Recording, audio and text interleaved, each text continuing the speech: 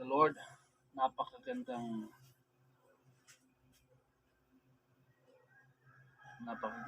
mensahe ng kanta. Grabe. Yun, so doon po yung kasiyahan ng ating likas, ang walang hangganan, yung sukdulang biyaya ng ating Panginoon. So, hindi na natin patatagalin. Let's move on to our lesson. We are now on day 46. Sabi ko dito, patuloy pa rin na it's all about deciding, making the choice. Yung title natin ngayon, Decide to Depend Completely on God. Yun. At makikita natin kung ano yung kagandahan yan. Yan pala yung sekreto. At sekreto sa katagumpayan. Natawagan na natin ngayon ang tagapamahagi ng lesson for day 46. Let's welcome Brother John Moore.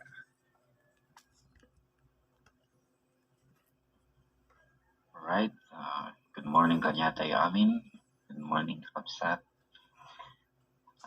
It's a great privilege po na ako po ang yung mag-share po. Napaganda po yung title ng ating lesson ngayon. Sabi niya, decide to depend completely on God. So, ito po ay isang decision, yung pagdedependa sa ating Panginoon. Kasi kung minsan, yung strength natin, yung kakayahan natin ay limitado. Meron po tayong limitation bilang mga tao. Kaya kailangan nating dumipendar pa rin sa ating Panginoon. Kahit anuman yung achievement mo, gaano man yung tingin natin sa sarili natin, gaano man kataas yung tiwala natin sa sarili natin, ay kailangan pa rin natin mag-depend completely on God. Kasi siya lang yung nakapagbibigay ng strength. Kasi si God is unlimited God at kaya niyang ibigay lahat ng pangangailangan natin bilang mga tao.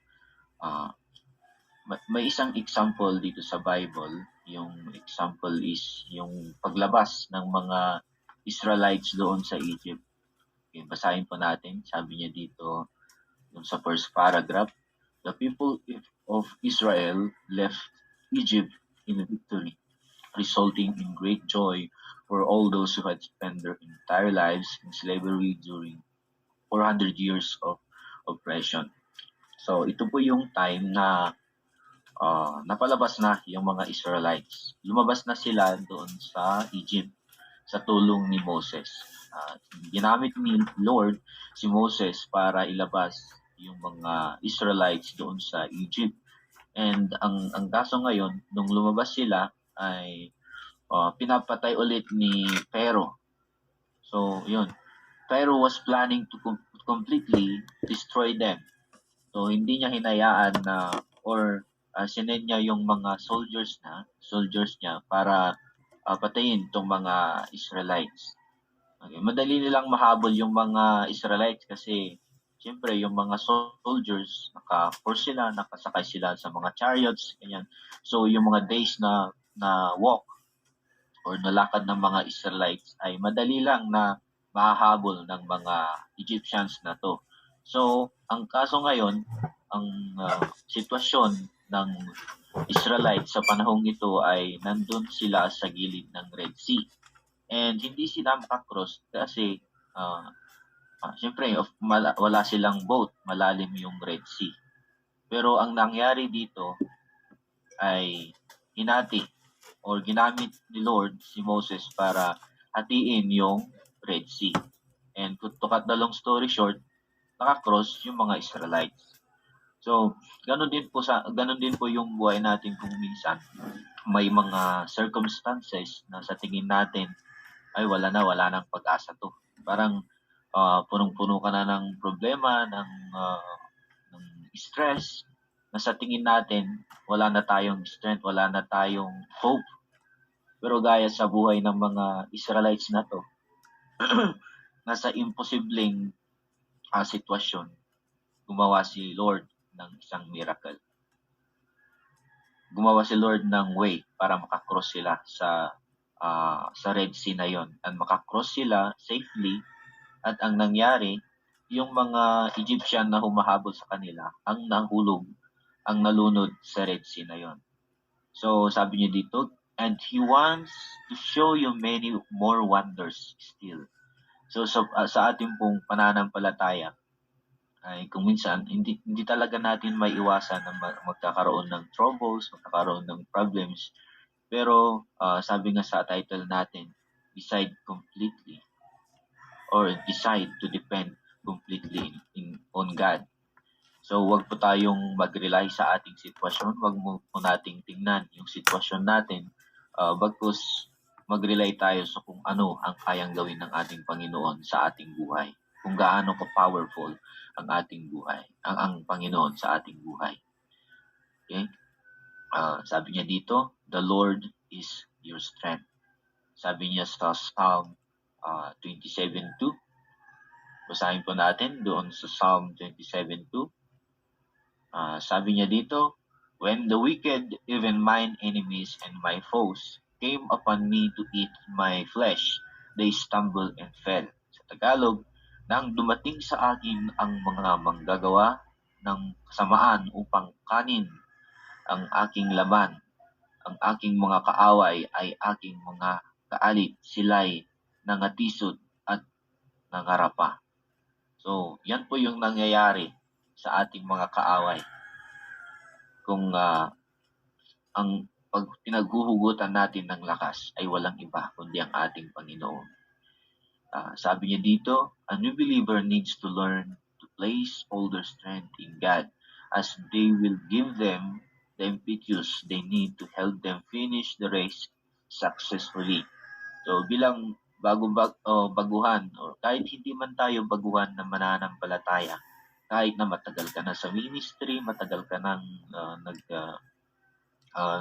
nag-decide na sumunod sa ating Panginoon, ay kailangan pa rin natin na humanap ng lakas or to place our strength in God. Kasi sabi niya dito, ito yung magbibigay sa atin ng tulong upang matapos natin yung ating karera sa ating pananampalataya. And yung karera natin, yung laban natin dito sa balat ng lupa ay hindi yan matatapos hanggat tayo pa ay nabubuhay. Lifetime po yan na race natin bilang mananampalataya. Kaya sabi niya dito, impetus is the energy or the passion that make us move forward with great power and strength. Ayan. Kung minsan sa ating, sabi ko nga kanina, mayroon tayong kakaharapin na problem or struggle sa ating pananampalataya. And kung wala kang source or wala kang pinagkukunan ng motivation, ay madali tayong mag-give up. Madali na lang tayong madismaya or madiscourage. Yan. Sabi niya dito, having that confidence that God will sustain us so that we do not give up along the way. Nung binabasa ko po yung mga lines na to, ako man din po mismo ay nai-encourage. Kasi totoo nga pala na kailangan nating mag-depend or kumuha ng strength sa ating Panginoon. Kasi kung sa sarili lang natin, yung patience natin, nauubos yan eh. Sabi ko nga kanina, limitado yung kakayahan natin bilang mga tao. Unlike kung mag-depend tayo sa ating Panginoon. Kasi siya yung magsusustain sa atin, magpapahaba pa ng kordon natin para hindi tayo madaling madismaya o madiscourage.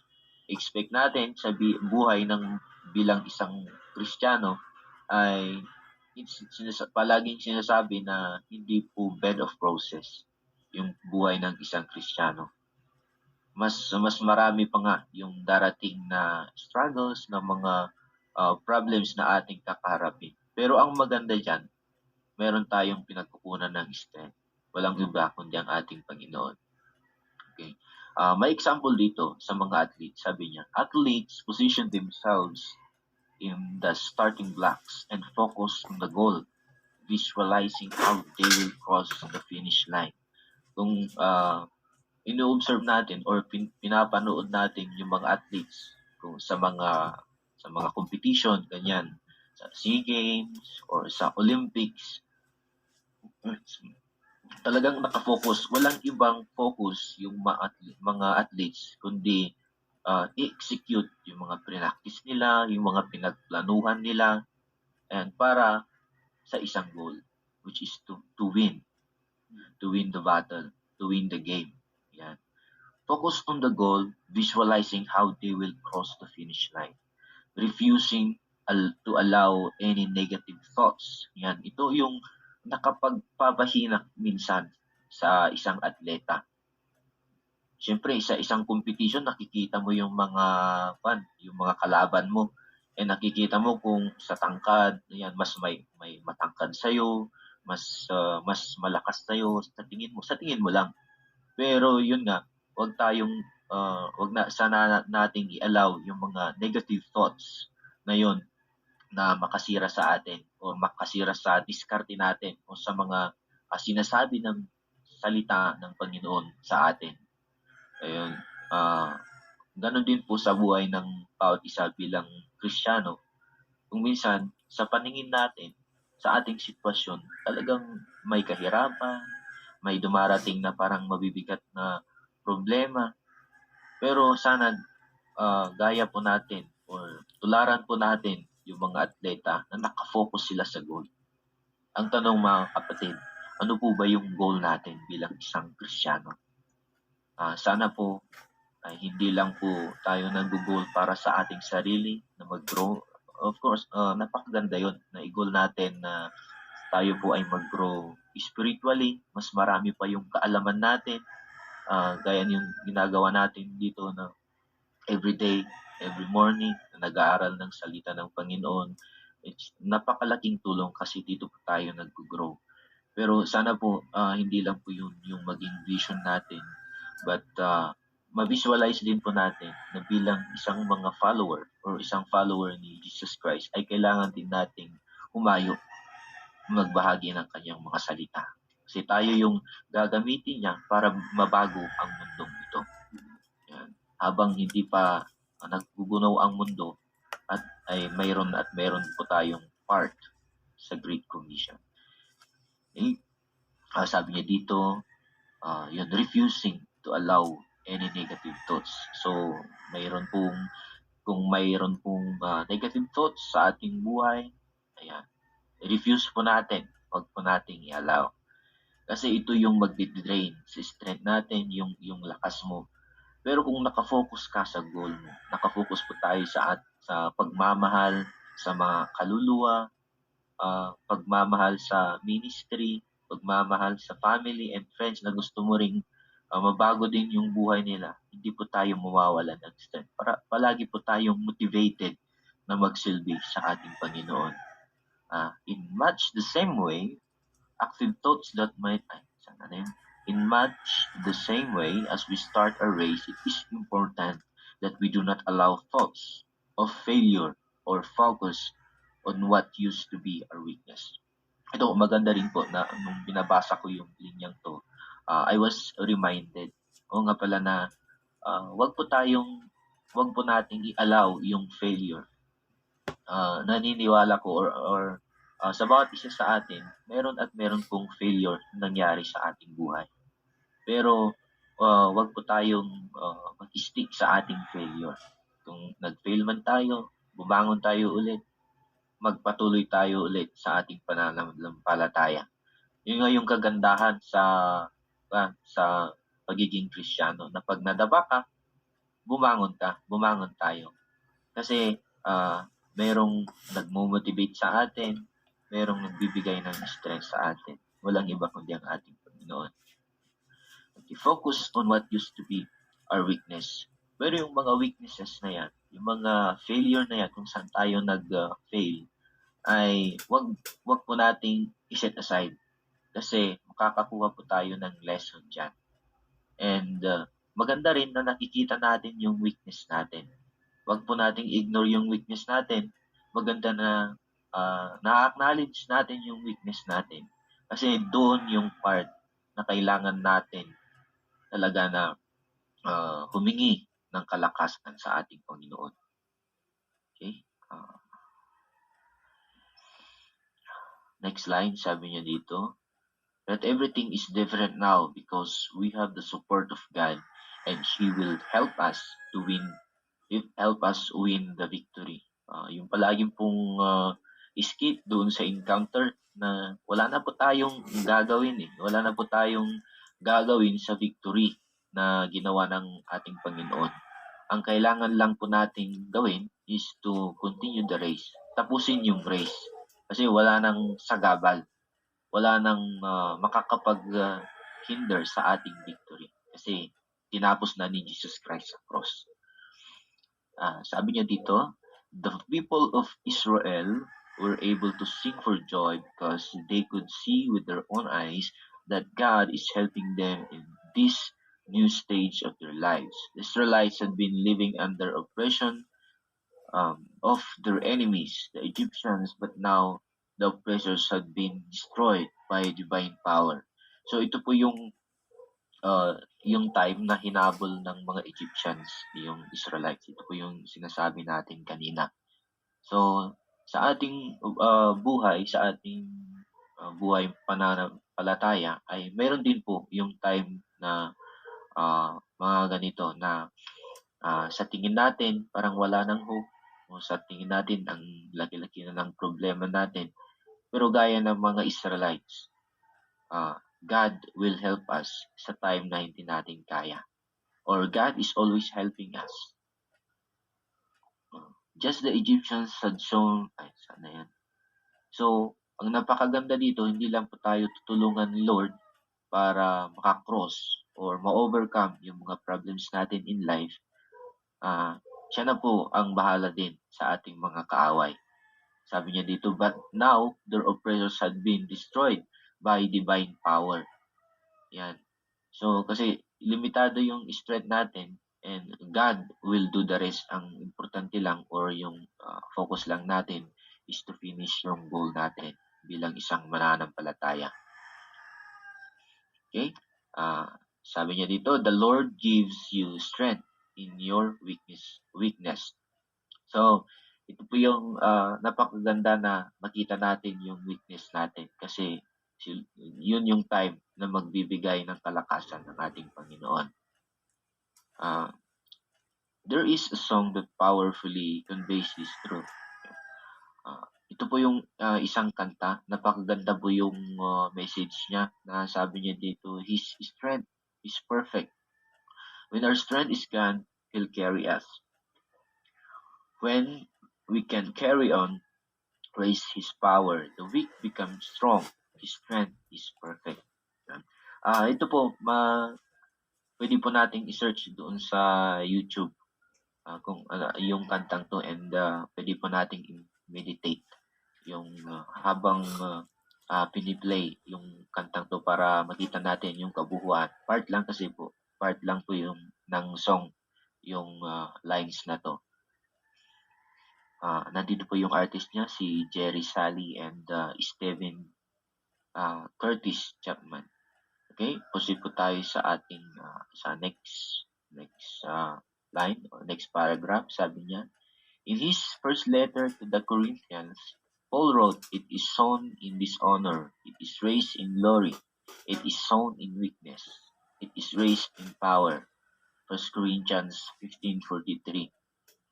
This declaration helps us understand that weakness needs to be sown if it is to be transformed into strength. We let go of our weaknesses and deposit them at the foot of the cross so that Jesus' death can absorb them completely. So, kung ano man po yung mga weakness natin na nakikita natin ay yun po, i-surrender natin lahat kay Jesus Christ. I-surrender po natin lahat sa cross.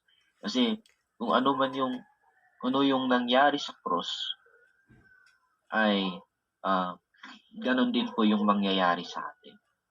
Kung sa cross nagkaroon ng victory, yun, yung power po na grace kay Jesus from the dead, yun din po yung maaari nating i-claim. Okay, sabi niya dito, the same power that raised Jesus from the dead will give us life and will rise up in His strength. We will not feel afraid about moving forward because we will know all our weaknesses have been already been overcome by Jesus of Nazareth on the cross.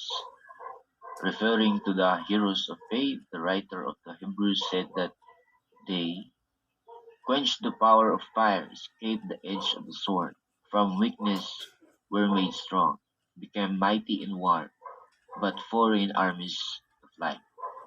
So, dito po, sa time ng ating weakness o sa time na tayo po ay humihina sa ating pananampalataya, ay palagi po sana nating alalahanin kung ano yung nagawa ni Jesus Christ sa cross. Na yun na po, victory.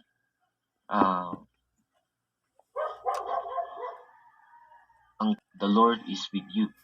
In every new beginning, weakness needs to be transformed into powerful strength of conquest. We find one of the greatest examples of this in the life of Gideon. Kung titingnan po natin yung buhay ni Gideon, isa po siya sa kabilang po si Gideon sa isang weakest or pinakamahina na tribe. And yun, ang tingin din ni Gideon sa kanyang sarili ay yun, mababa yung tingin ni Gideon sa kanyang sarili. And yun, kaya nagtataka siya nung tinawag siya ni Lord na talaga bang gagamitin mo ako? Kasi yung family niya, he was rejected. Paano ba naman gagamitin ng Panginoon ng isang tao na inikimkim yung rejection ng kanyang family and mahina yung tribe niya? Pero kahit ganun yung nangyari sa buhay ni Gideon, ay ginamit pa rin siya ng Panginoon.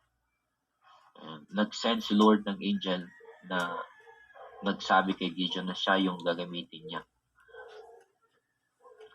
So, yun, to cut the long story short, si Gideon ay naging isang leader kahit ganun man po yung past niya. So, the Lord is with you. The Lord is telling you today, regardless of your past, from now on, I am with you. Gideon was weak and insignificant. He valued neither himself nor others. So ito po yung character ni Gideon na isa. Insignificant, weak. Tapos wala siyang binavalue. Wala siyang pakialam sa ibang tao. Wala din siyang pakialam sa sarili niya kung anong mangyari sa kanya. Pero nag-speak si Lord sa kanya. But the word of God was so powerful that it was able to transform each one of those situations. So, yun, kahit ganun yung character or buhay ni Gideon, ay ginamit pa rin siya ng Panginoon.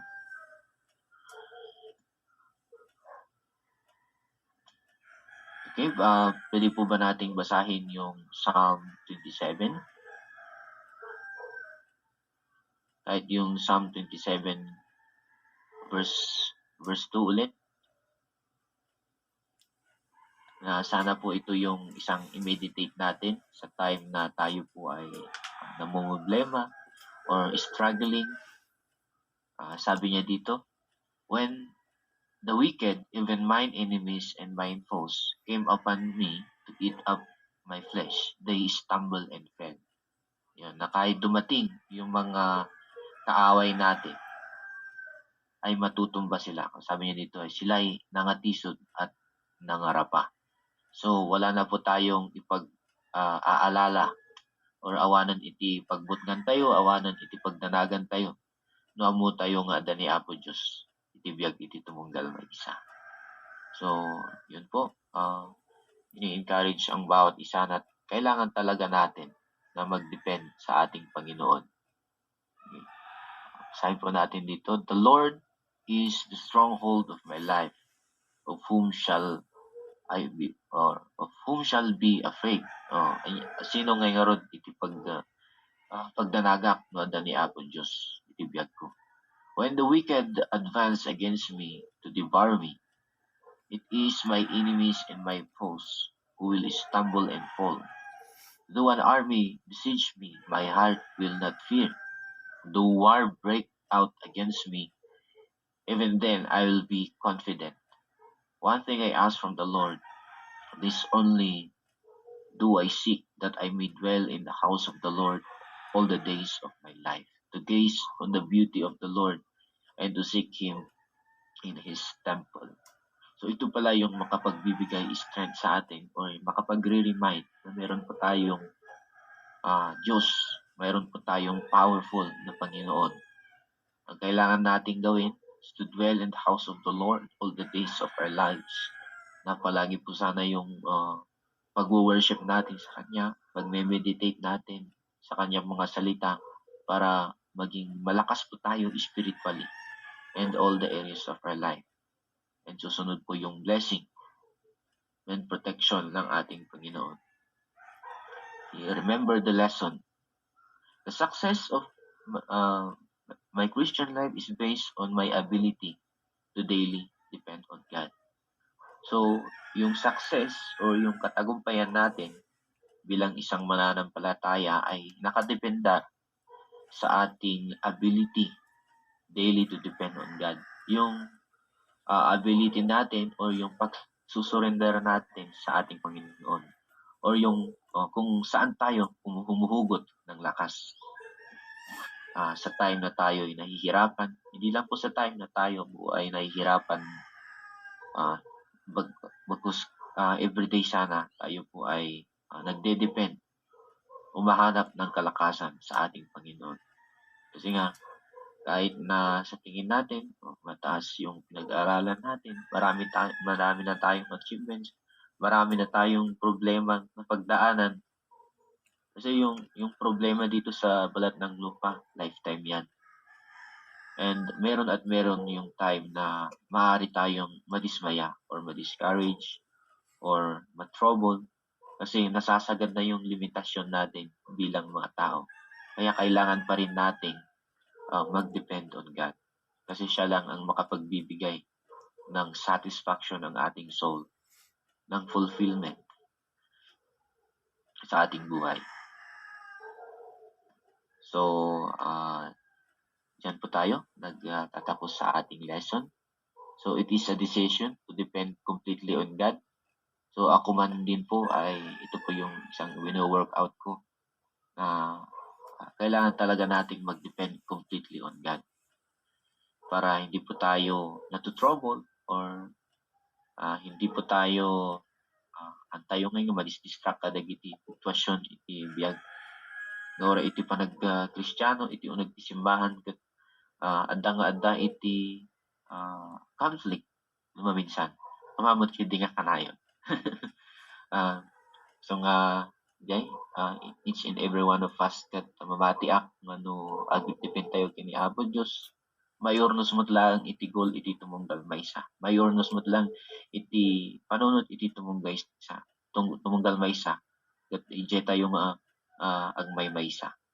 Nunya ti bagbaga mamatiak nga ti bagbaga ni Apo Dios kanyam. Ibagbaga namat lang kanya. Gaputa ada iti maysa nga goal tayo as Christian. Which is to participate in the Great Commission. Yun po, nag-aaral tayo, nag-grow tayo sa ating pananampalataya. Yung purpose is to be a blessing din sa ating mga kapatiran, sa mga kaluluwa na hindi pa save. So, ayan po, kumayo po tayo and be motivated in every day of our lives. Na anuman po yung kinakaharap natin na problems, kinakaharap natin na troubles, ay huwag po tayong madismaya. Nakapokus po sana tayo sa ating goal natin sa ministry, goal personally. And of course, wala tayong pinagkukunan ng strength. Walang iba kundi ang ating Panginoon. Kasi sa weaknesses natin, siya lang yung makapagbibigay strength sa atin. So, thank you for this opportunity and I praise God kasi oray siya mismo kat nakapag-reflect ak manan iti dahiting lesson tayo no sino iti pagdependaran tayo completely. Okay? Praise God kat isublik iti mangidaldalan.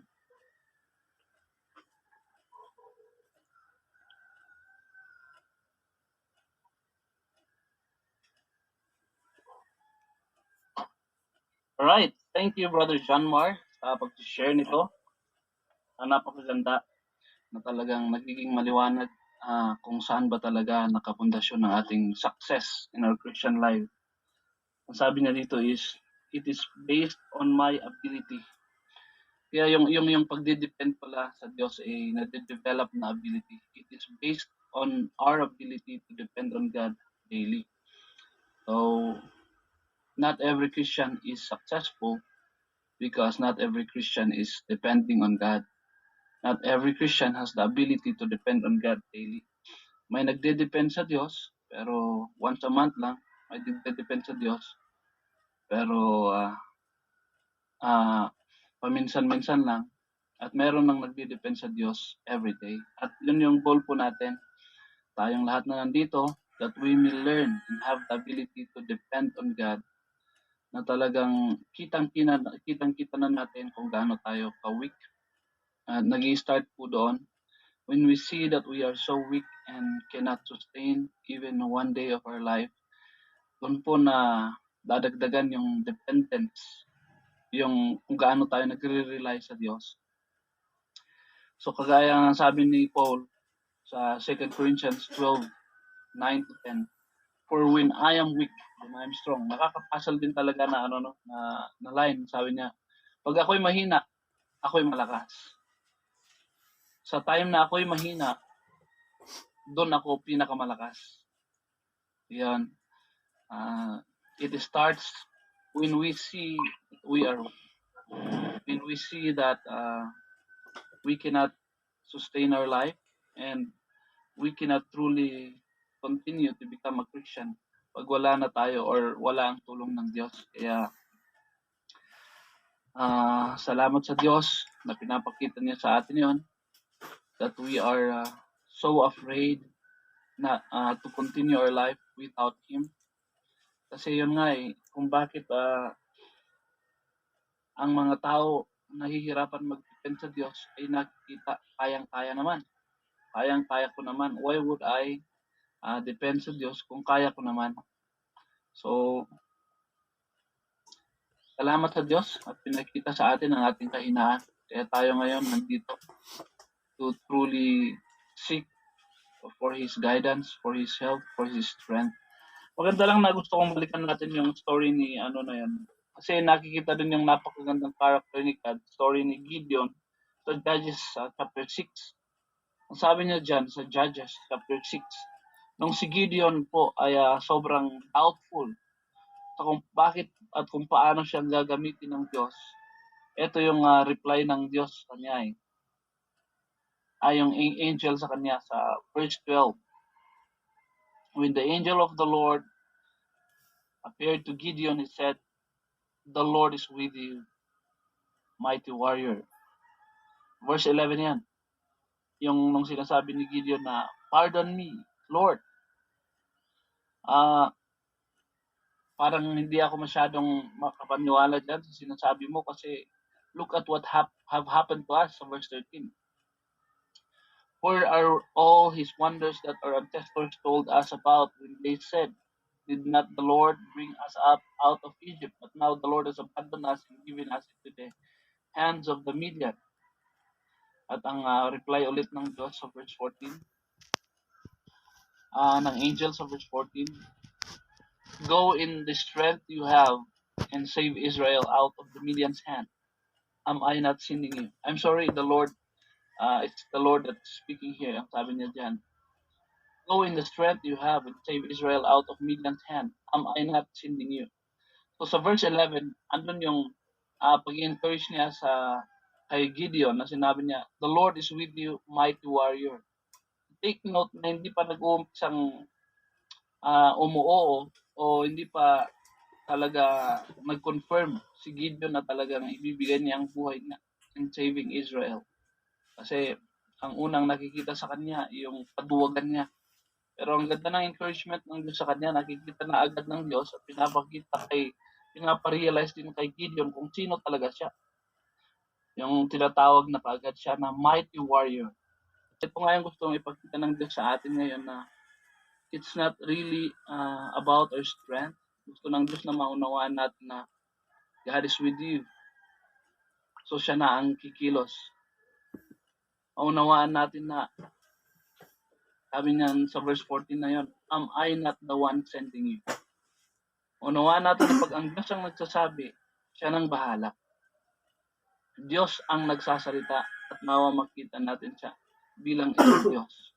Am I not the one sending you? And you know, pag itutuloy natin yung story nun, nakaka-encourage kasi hindi po nagbago ang isip ng Diyos nung doubtful pa rin si Gideon, pero tumugon pa rin siya. Nakita ko yung patience ng Diyos sa isang doubtful, punong-puno ng pagdududa. Diba po, ganun din tayo kadalasan. Parang laging pagdududa ang nasa isip natin, kaya ang puso natin napupuno talaga ng worry and fear because we doubt the promises of the Lord. We doubt na lahat ng ground ay dry. Tapos itong balahibo or jacket or di natin alam kung ano yung blanket pa yan o jacket na gawa sa balahibo ng tupa.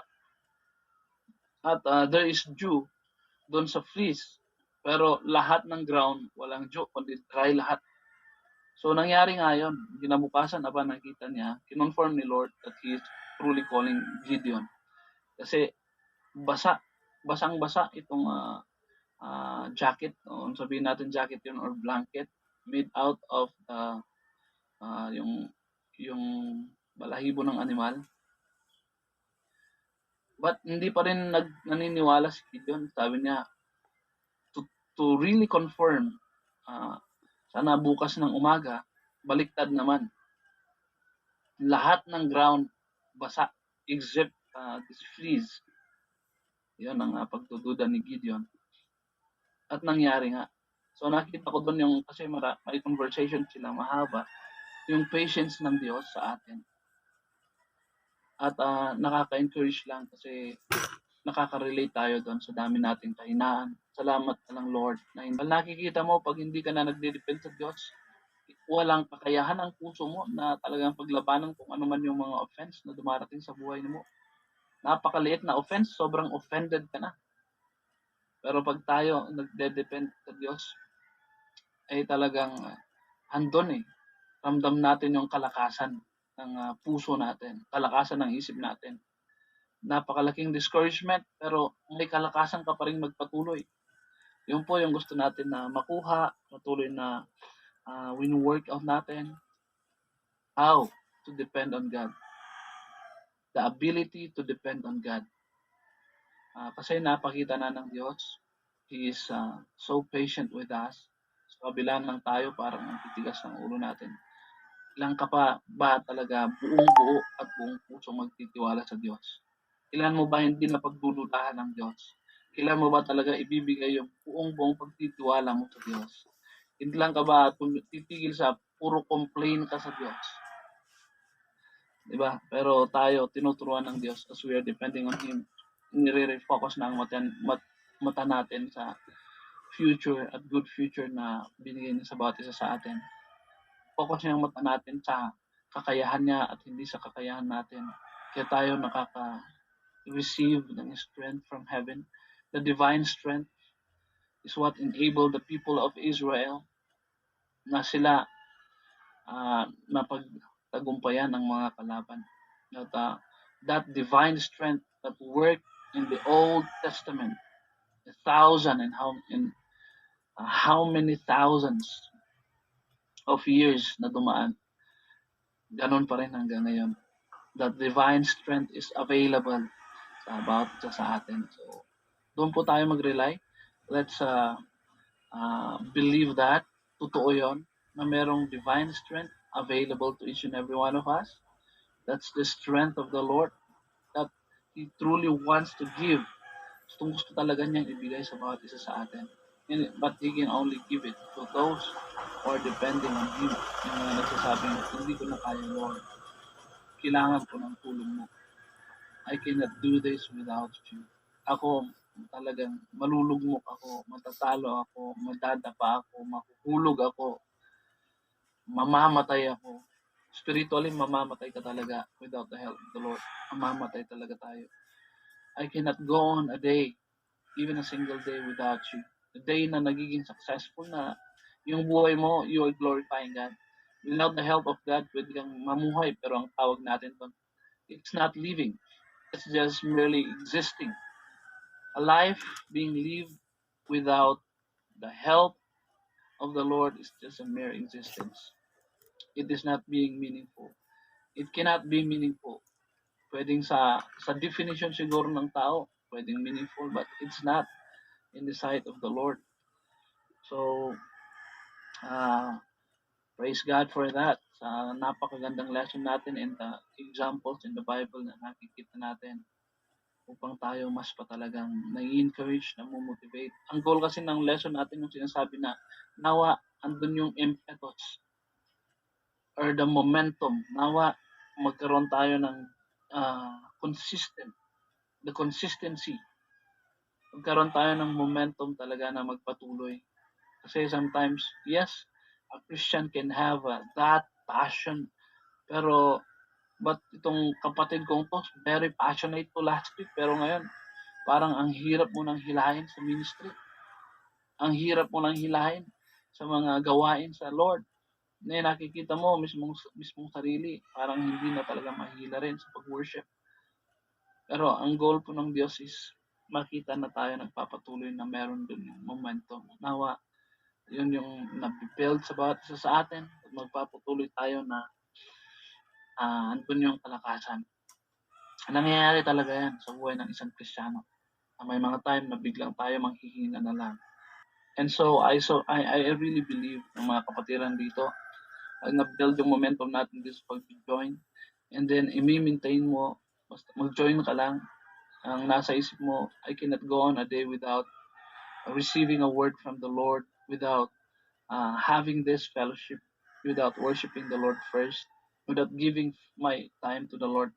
Yun po nami-maintain yan, nasusustain. Kitang-kita mo, weak ka. The moment kasi na akala natin malakas tayo, wala nang help ang Lord, wala nang tulong, hindi na nakaka-operate sa buhay natin ang tulong ng Lord. But as long as you see your weaknesses, then you will surely be strong kung tayo nagiging malakas. So, salamat sa ganitong sharing natin, napakagandang lesson.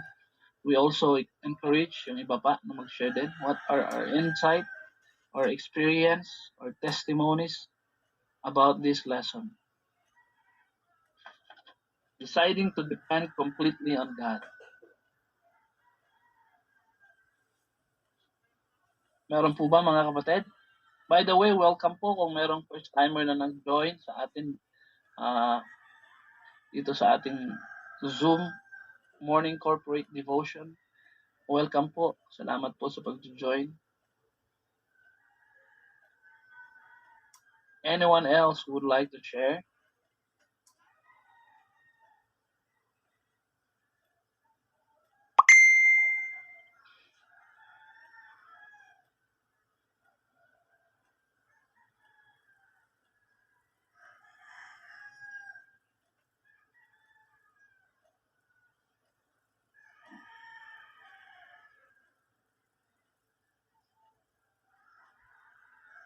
Alright, parang blessed na sila.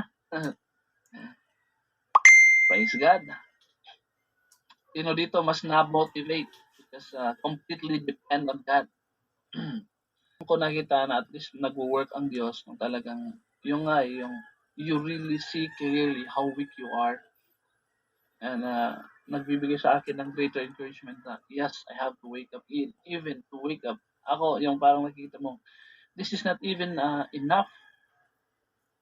At ang conviction ng Lord sa akin po, next is, yung to wake up earlier than this corporate devotion and to be praying. Kaya ako po, nag-start na, nagigising naman before this morning devotion. And yun, it's gradually growing. Nagpipray. And then, susunod na goal ko is to also have my personal devotion, hindi lang nagpipray before yung itong corporate devotion natin. Because nakita ko, I'm so weak. At ganito pa yung kung gaano parang pinapakita ng Diyos how this ministry would expand and would grow. Yung kung gaano napakalaki ng ministry natin na ito. So, looking at myself, and then the ministry talagang hindi sila bagay. It's not equal or hindi parallel Hindi sila yung spiritual capacity natin ay talagang talong-talo, napakalayo. Kaya yun nga yung goal po natin na at least man lang makasabay tayo. We are going to be so prepared. Kanino po mga kapatid, most of us here are disciples and primary leaders of this church. Mga kasamang magdadala sa vision na pinagkatiwala ng Diyos sa simbahan nito. Let's desire for greater spirituality. Let's desire na mas nakikita natin na nagdidepend tayo sa Diyos. Yung nga po maliwanag naman kung paano nakikita yon. Na-evaluate mo kung paano ang prayer life mo, devotional life mo, paano talagang tayo nagdi-desire magbabad sa presensya ng Diyos. Receive divine empowerment, divine strength from the Lord. At hanggang sa dun sa manginginig ka pag gumagawa ka ng mga work ni Lord na hindi tayo, parang wala tayong pakialam sa kung paano mangusap muna ang Diyos sa atin. Makatanggap muna nawa tayo ng enablement ng Diyos bago tayong gumawa ng mga pinapagawa niya. So, praise God for making it so clear to us how weak we are upang tayo mag-decide na magdepende sa Kanya, dumepende at makatanggap ng kalakasan galing sa Kanya. 13, you will find me if you seek me and you seek me with all your heart. Hindi po lahat ng Kristiyano natatagpuan ng Diyos at nakikita ang gumagalaw ang Diyos sa kanilang buhay. It's only those people who are seeking and truly seeking with all their heart. So, ang mas nakakatagpo sa Diyos, magkakaroon ng encounter. We can have a daily encounter with the Lord.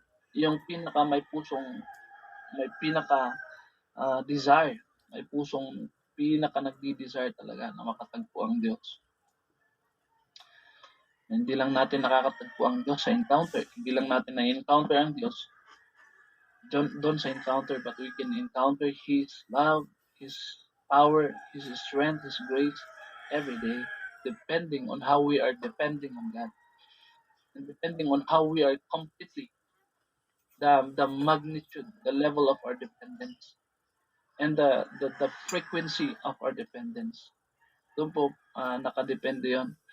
So, salamat mga kapatid. Meron pa bang ibang mga gustong mag-share? Sige po ate.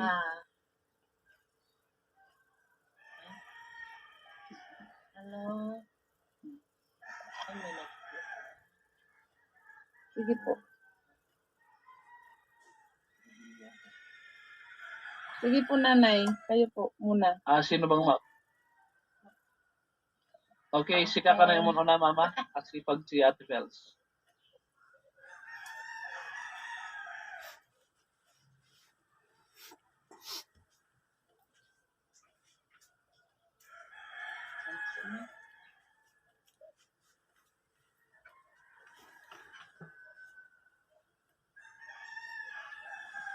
Hello everyone, good morning. I'm so blessed. Iti sao ti Dios, iti dating agsapa, depending on God. Day kunat ti anghel ni Gideon. God is with you, mighty warrior. Diyan ako na bless nga inalak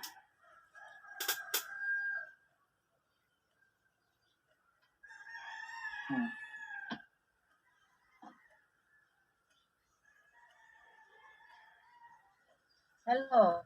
Kung connect dati ko, connecting dati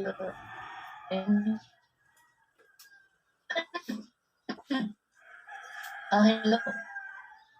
Mama oray. Ba nang ngudyain bagak nga damo?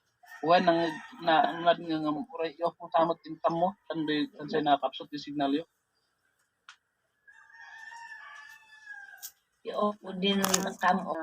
Napagayatan ni Apo, matuloy, muhaan, kat hindi lang haanda tang agsadeng agplano manon, parang ganon. Pero praise God kasi bago pa yung pagpunta sa Kapangan, yung confirmation na dumating kasi about doon sa yung senior ni Pastor Oriel noon na G12, yung mentoring about dun sa life ni David na mag-focus sa goal. Yung goal doon, madala yung salita ng Panginoon sa family ni Sis Imelda. Ang daming pwedeng ipag-worry, ang daming pwedeng sabihin na, ay, wala tayong ganito, ganito. Buti na lang yung mga salita ng Diyos na nag-sustain araw-araw doon sa napapakinggan natin sa morning devotion, sa Book Through the Bible, at saka yung sa mentoring na ito, patuloy na-impress sa amin na mag-trust, lalo na kay Sis Imelda nga.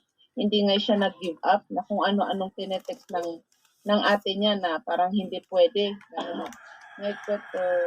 Ngayon, ada ni Apo Diyos, nandun siya na talagang nag-guide. Kasi pinresent kung ano yung kulang.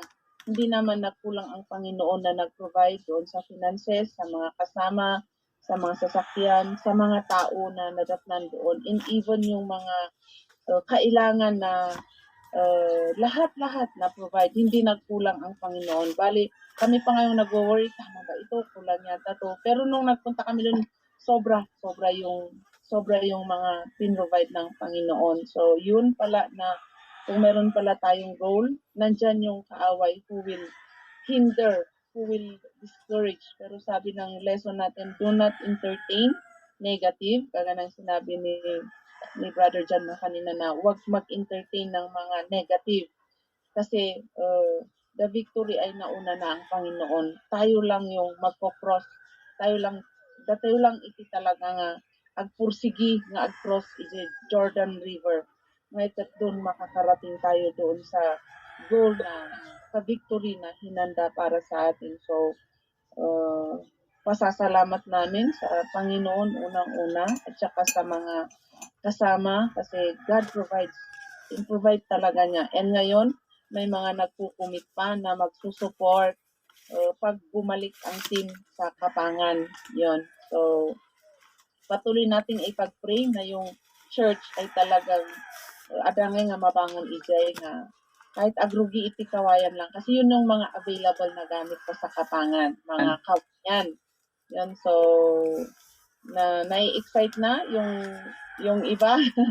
Nai-excite na yung supporter na dalawa yung nasa US at nasa Canada. Basta, yun, at third prayer pa kasi nung pinagpipray namin ni Sis Lorna yung about sa provision sa mission, right? At nakiayon naman. Talaga nga confirmation kasi yung magpapadala ng mga gamit sa mission, nanalo sila ng box.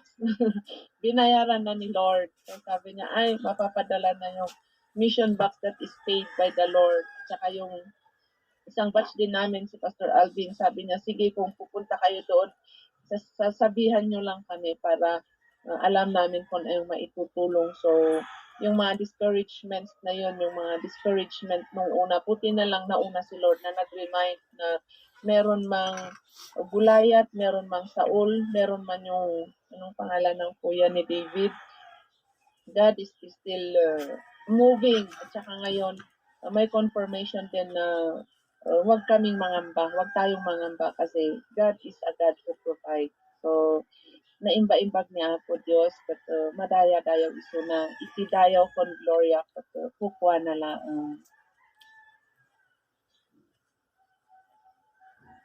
Amen. Praise God. Nakaka-excite naman yan. Karoon ng church na kawayan. Ano nga yun, mas magandang, ang gandang tingnan ng ganyan na structure. Nagadungag pa iso iti kawayan, iti Kapangan. So, parang pag ini-imagine pa lang ngayon, ang ganda, ang ganun na place. Thank you, Ate Vels.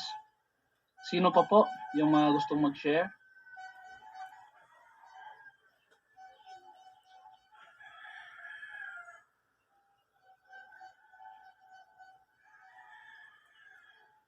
Wala na ba?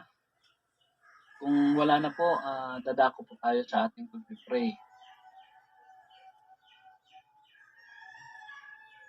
So, mag-a-assign po ako ng mag-pray.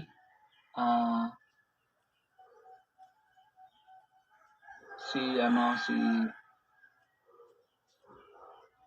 Si Sister Ellie Jane, pwede bang pag-pray mo yung pagkakaayos ng kung kailan man yung next na trip natin, kakaayos ng schedule at lahat ng mga pangangailangan ng pagbalik doon sa Kapangan as they have requested. At least ngayon, di ba yung noon is pahirapan, ginawa nila Ate Fels. Grabe talagang laban yon. Ngayon, nung after the crusade, tayo na yung nag-iisip kung paano kasi sila naman yung talagang nagtatawag. So, praise the Lord na napoprovide naman lahat. Pero we are praying sa magandang schedule. Pag-pray ni Sister Ellie Jane yan at yung patuloy na team na magkukomit din para ngayon kung meron man tayong i-start, we are looking din sa kung paano magiging consistent yan. That we will have a contingency plan. Tutuloy-tuloy yan. Hanggang sa makita natin yung plano ng Diyos na ma-fulfill sa lugar na yan. At I'm requesting Ate Vels to be praying sa ating general meeting ng lahat ng ng mga leaders. Nawa maging available lahat sa schedule na yan. It's either sa inyo ba na send ni Miss yung January 14 or 15? 15 po. 15. Okay. 15. That was supposed to be 8 pero ang talagang goal kasi natin is makompleto at maraming makadalong mga disciples, mga leaders para talagang ma-inform lahat sa kung ano yung tatahakin natin this 2022 as a church.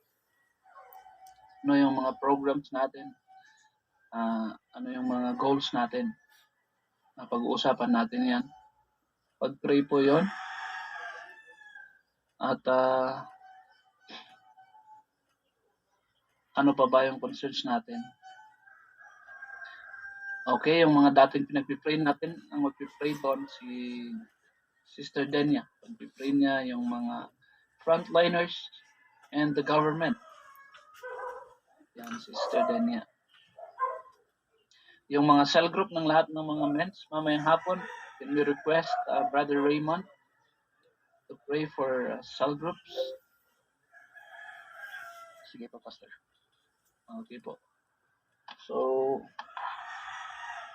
meron pa po ba tayong mga ayan, chat lang natin dyan sa chat box natin. Ang magpipray sa ating mga OFW and sa mga supporters natin, we are requesting Sister Emelda. Ate Emelda? Napanagsaganaan po stories. Ay, okay. So, may work na pala. So, pinapasa natin yan kay Brother Eric.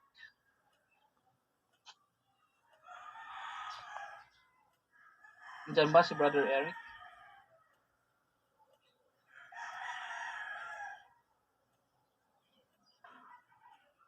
Paulit, sunod ni Prik Eri, Pastor. Naging OFW ay kapsat ako, naging supporters ako. Okay. Supporters the mission. Kasi more missions to be open and more churches to be open tayo. Kaya provision ng more supporters. Tawag natin sa kanila ay partners. Partner na kingdom builders. Maraming we believe na marami talagang is provide ang Diyos ng mga partners in building His kingdom as we are praying. Kaya pray natin pagtayan. And sige, yung muna po.